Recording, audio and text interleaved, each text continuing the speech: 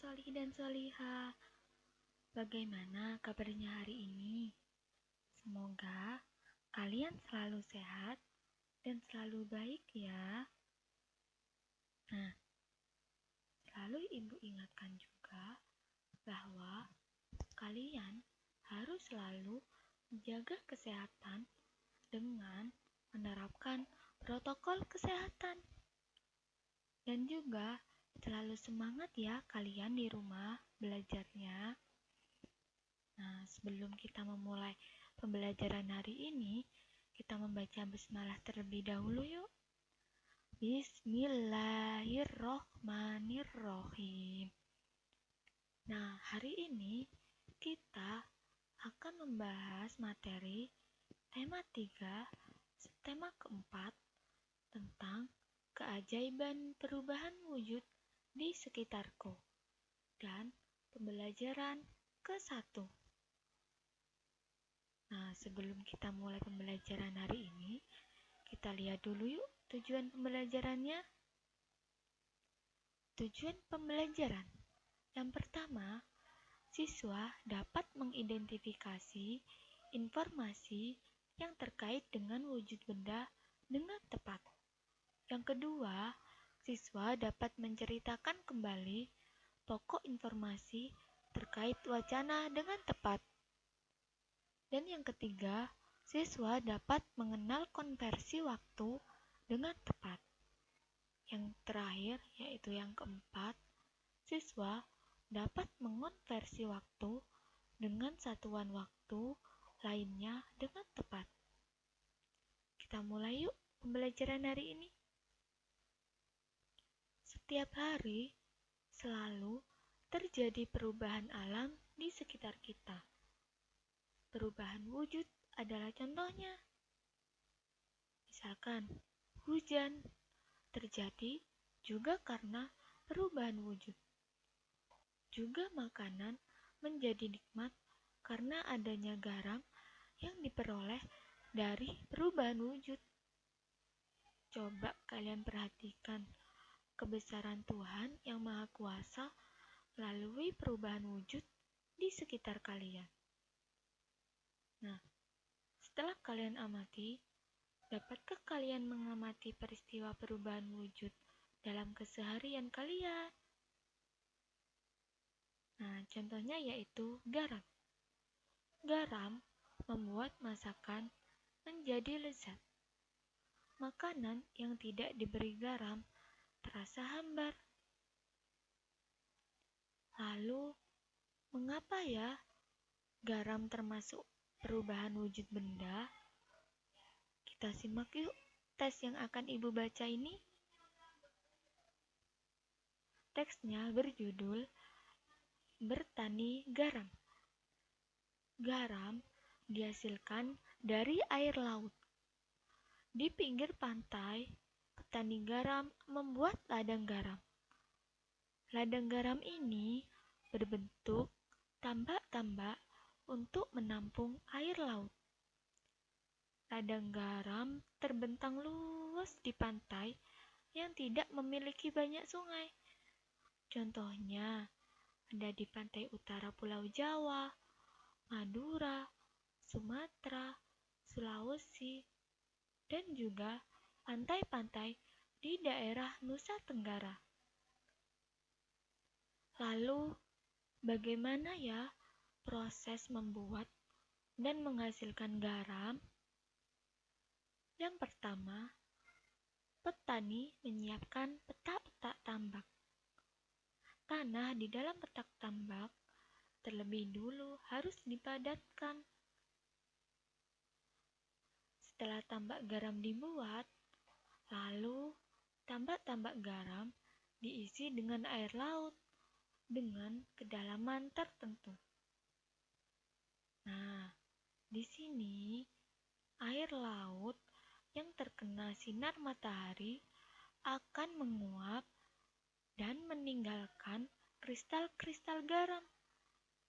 Dan yang nantinya air laut ini akan menjadi garam. Nah, untuk mendapatkan lapisan garam yang tebal, setiap hari petani harus menambah air lautnya. Hal ini untuk menggantikan air laut yang menguap ke udara. Setelah sekitar 210 hari atau setelah musim kemarau berakhir, lapisan garam di dasar tambak pun harus segera dipanen. Nah, memanennya jangan menunggu musim hujan tiba. Mengapa? Karena kualitas garam jika dipanen pada musim hujan akan menurun dan garamnya pun juga tidak bagus. Lalu, garam-garam setelah dipanen dijual ke pabrik untuk ditambah zat iodium dan dikirim ke daerah-daerah. Nah, itu tadi salah satu contoh peristiwa perubahan wujud benda, yaitu tentang pembuatan garam.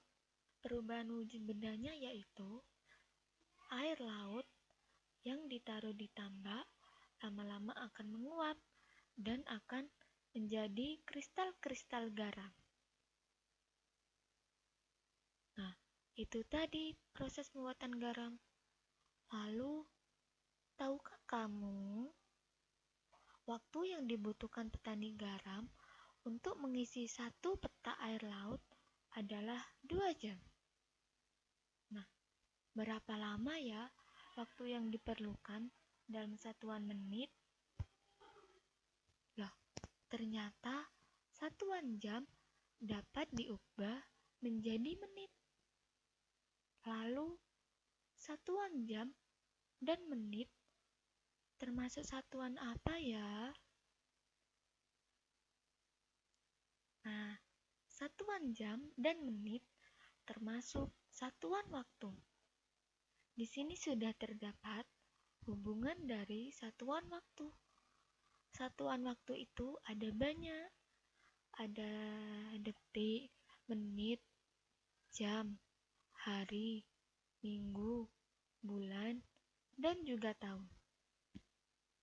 Nah, perlu kalian ketahui dan selalu kalian ingat ya yang ada di dalam tabel ini. Perlu juga kalian catat biar setiap hari selalu kalian baca dan selalu kalian ingat. Nah, 1 jam sama dengan 60 menit. 1 jam sama dengan 3.600 detik. 1 menit sama dengan 60 detik. 1 hari sama dengan 24 jam. 1 minggu sama dengan 7 hari. 1 bulan sama dengan 30 hari. 1 tahun sama dengan 52 minggu. 1 tahun juga sama dengan 12 bulan. Nah, 1 lustrum sama dengan 5 tahun. 1 windu sama dengan 8 tahun. 1 dasawarsa sama dengan 10 tahun. Nah, sedangkan 1 abad sama dengan 100 tahun. Nah, perlu kalian ingat ya hubungan dari satuan waktu yang tadi Ibu bacakan dan juga kalian catat. Nah, kita kembali ke yang tadi yuk. Waktu yang dibutuhkan petani garam untuk mengisi satu peta air laut adalah 2 jam. Lalu, berapa lama waktu yang diperlukan dalam satuan menit? Nah, tadi juga sudah dijelaskan bahwa 1 jam itu sama dengan 60 menit.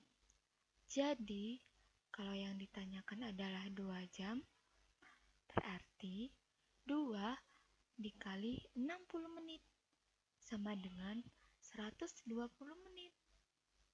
Jadi, waktu yang dibutuhkan petani garam untuk mengisi satu peta adalah 120 menit.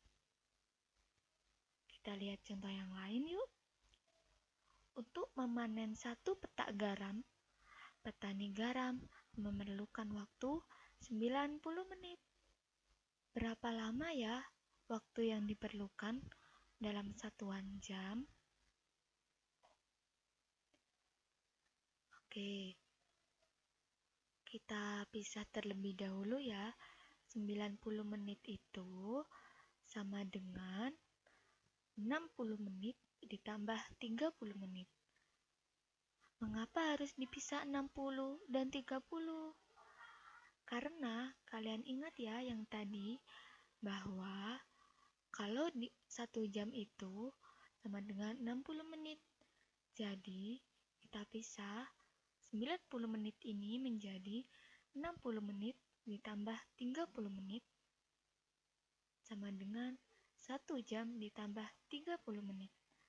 Jadi, waktu yang dibutuhkan petani garam untuk memanen satu petak garam adalah 1 jam 30 menit.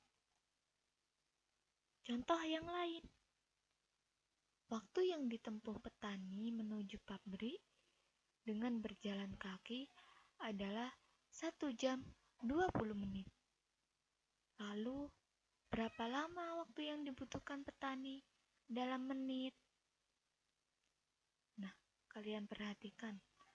Ini yang ditanyakan kebalikan dari contoh yang ini ya. Nah, kita tulis yuk. 1 jam 20 menit sama dengan, nah, tadi ingat ya, 1 jam itu sama dengan 60 menit. Jadi, 60 menit ditambah 20 menit sama dengan 80 menit. Jadi, waktu yang ditempuh petani menuju pabrik dengan berjalan kaki adalah 20 menit. Nah, bagaimana? Sudah paham belum materi pembelajaran hari ini? Untuk kesimpulannya yaitu, yang pertama, salah satu peristiwa perubahan wujud benda adalah proses pembuatan garam. Garam terbuat dari air laut yang mengkristal karena proses penguapan dari air laut itu. Yang kedua yaitu satuan waktu. Satuan waktu terdiri dari jam, menit, detik, hari, minggu, bulan, dan juga tahun. Nah, bagaimana materi hari ini? Gampang kan? Selalu kalian pelajari ya di rumah dan diulang-ulang terus belajarnya agar kalian selalu ingat dengan materi hari ini. Nah, kita tutup pembelajaran hari ini dengan membaca hamdalah bersama-sama yuk. Alhamdulillahirabbil alamin. Terima kasih sudah menyimak pembelajaran hari ini. Kalian harus semangat belajar ya, dan jangan lupa selalu mengerjakan tugasnya. Dan juga selalu ibu ingatkan bahwa kalian harus selalu menjaga kesehatan dengan menerapkan protokol kesehatan. Sampai jumpa lagi di lain waktu. Wassalamualaikum warahmatullahi wabarakatuh.